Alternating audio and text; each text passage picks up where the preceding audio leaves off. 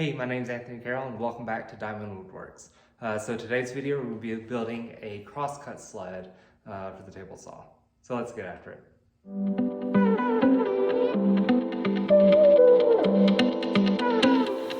Alright, to kick this thing off, first thing I want to do is get my fence set up. So I'm just using a scrap piece of plywood here just to get the right size of the miter gauge slot, and then I'll start ripping down the cutting board that we're going to use.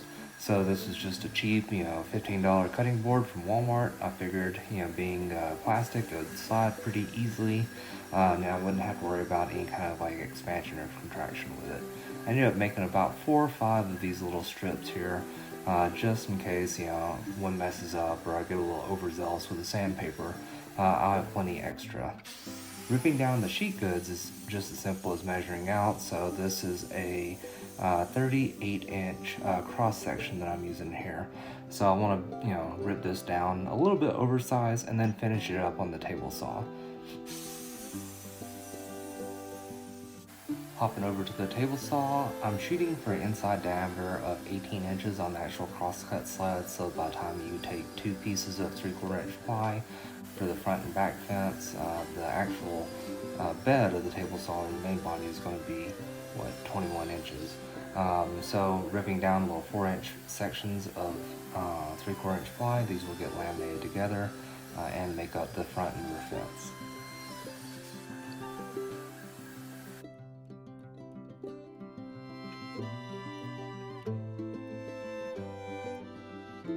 Now we just butter them up with some Titebond Original, and I'm going to take and clamp these together using a 4-foot level. So this will take and remove any kind of cupping or any bows out of it and make sure it dries nice and true.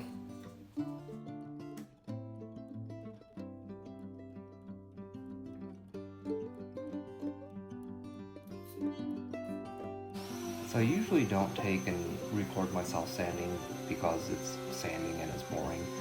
But hey, I actually do sand stuff, so I'm using 80 grit, working my way up to 120. I think that'll be smooth enough for the purposes of this sled.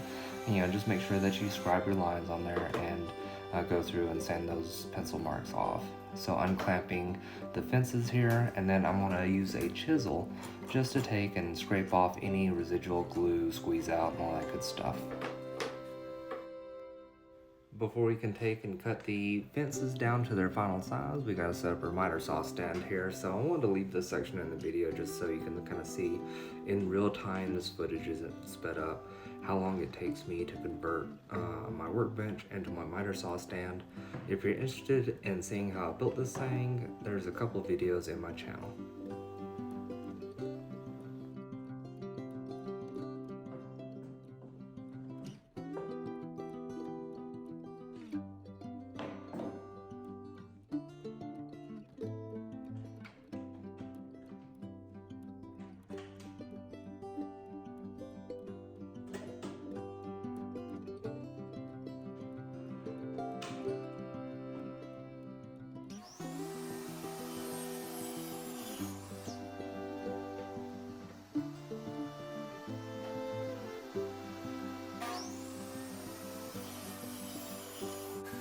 Now that everything's cut to their final length, it's time to cut them to their height. So I thought I was going to cut these at 3 inches because I had a 3-inch flip stop that I picked up from Rockler, but I forgot to account for the extra height that the Rockler double T-track fence cap adds to the overall height of the fence. So you can see me testing it there. And then I just run everything back through with my blade set at 45 degree just to give it a slight chamfer.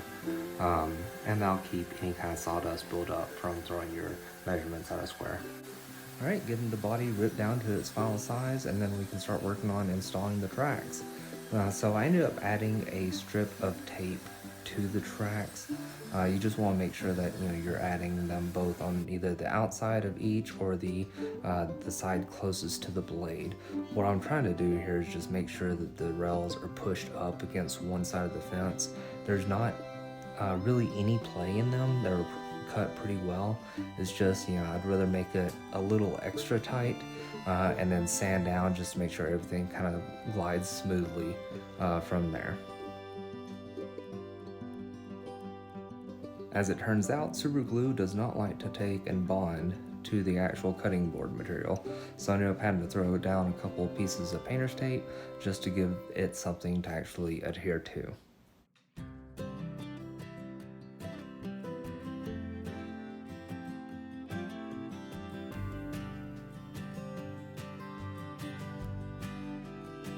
Alright, with some washers to raise the guide rails there up above the surface of the table saw. Just throw down some super glue, use your fence as an alignment aid, and drop your actual body of your sled down, and apply a little bit of body weight and you're good to go. Now that everything's temporarily attached, it's time to throw some screws into it, pre-drill, countersink, all that good stuff to get it permanently attached.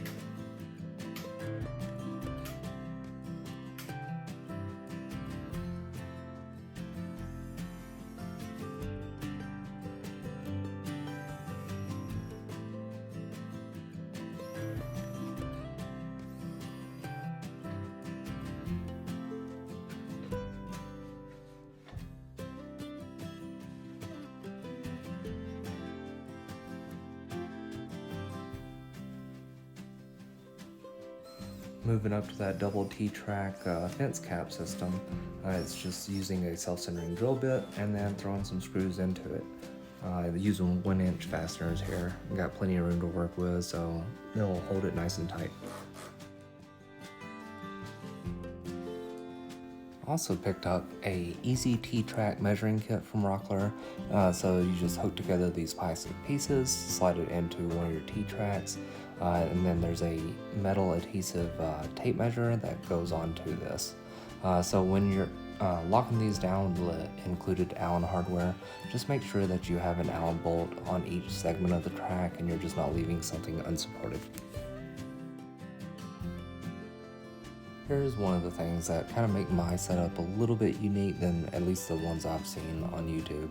I'm just using another piece of that cutting board, rotating my crosscut sled 180 degrees, and then I'm going to use this side for miter cuts.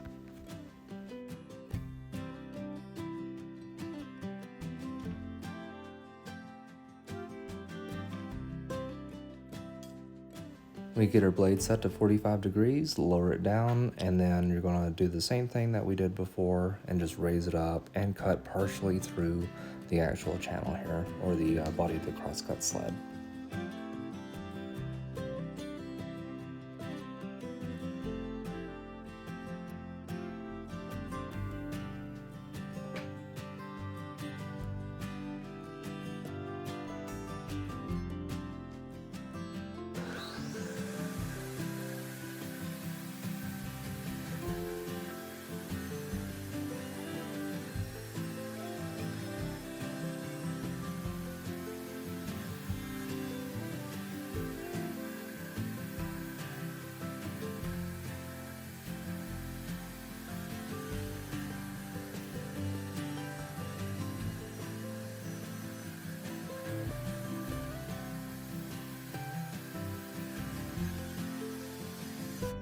Before we start worrying about the fences though, we gotta get the miter slots cut in using a router 3/4 inch bit here, and this will be where the T-track kind of sets down in.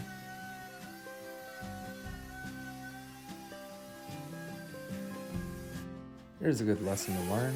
If you're using those little squeeze style clamps to hold your straight edge, make sure that you apply adequate pressure to keep your straight edge from kind of shifting around on you.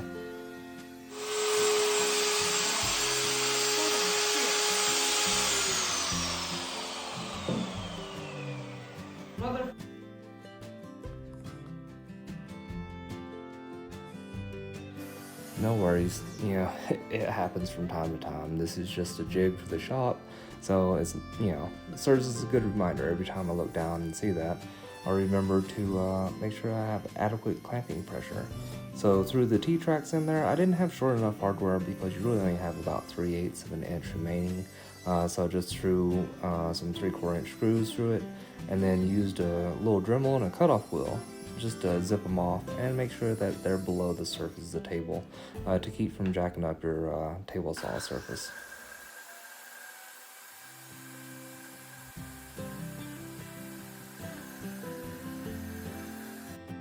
So using the 5-cut method here just to make sure everything's square. I wish I could tell you that I got this in the first go. I think all told it was about 4 attempts before I got this thing to within a thou.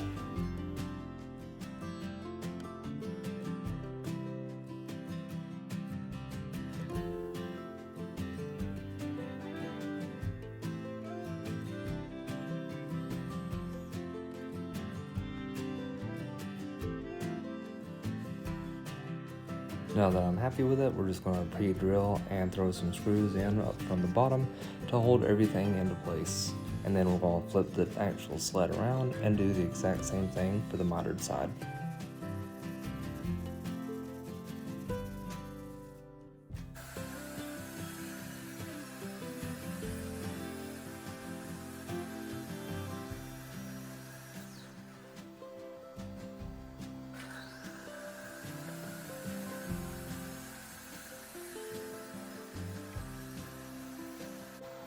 So the biggest piece of advice I could give you for the miter side is when you're trying to measure with your calipers, just lay the edge that you're measuring down on a flat piece.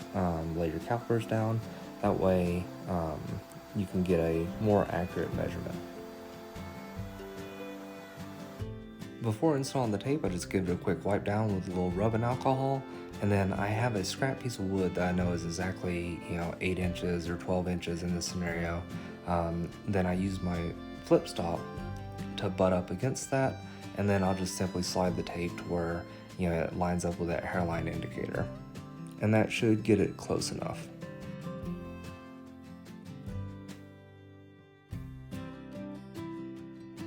And just in case you were wondering, this one seems to line up pretty well. So the last one that I got from my miter saw, that one varied a little bit, but this one seems like all the inches are lining up exactly right.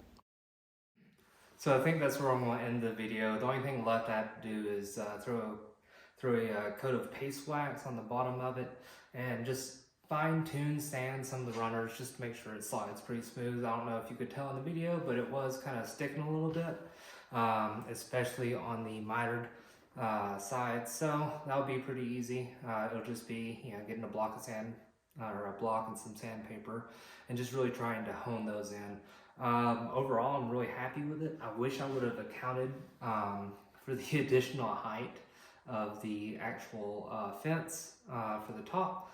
And I got a 3-inch flip stop, and I didn't account for the extra 1/4 inch, 3/8 inch or so that it raised the flip stop up. So I got 3/4 inch material will hit it, so I'm not going to really worry about it.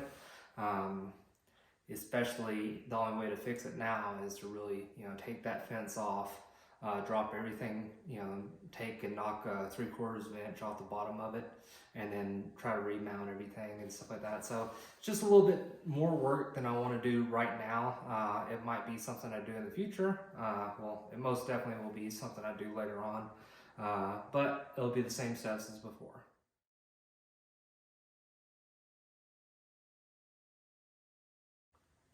Alright, so if you liked the video and you found anything useful, do me a favor and hit that subscribe button. Thanks.